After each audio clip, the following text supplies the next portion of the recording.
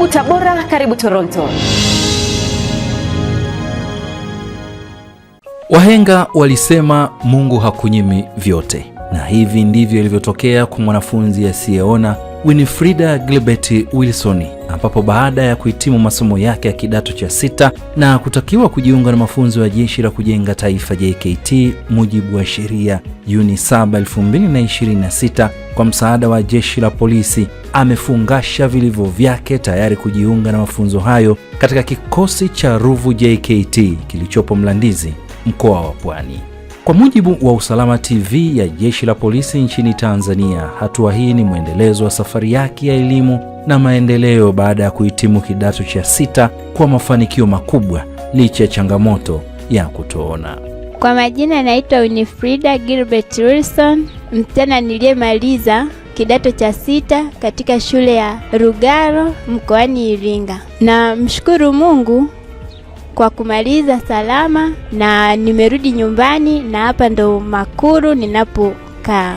Nashukuru Mungu nimechaguliwa kujiunga na Jeshi la Kujenga Taifa JKT.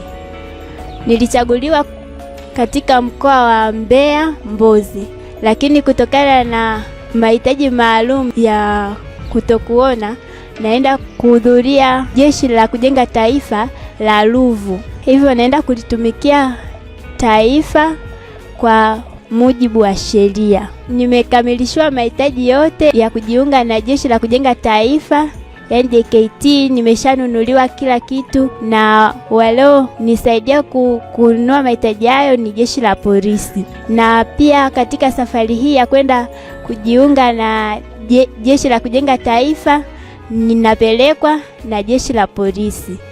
Hivyo ninashukuru sana. Winifrida analishukuru Jeshi la Polisi kwa kuendelea kumpatia msaada na kumtia moyo katika safari yake ya elimu.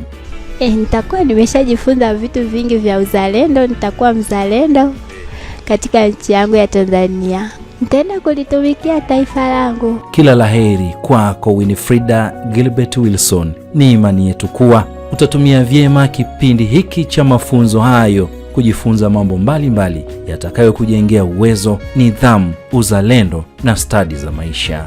Karibu Tabora, karibu Toronto.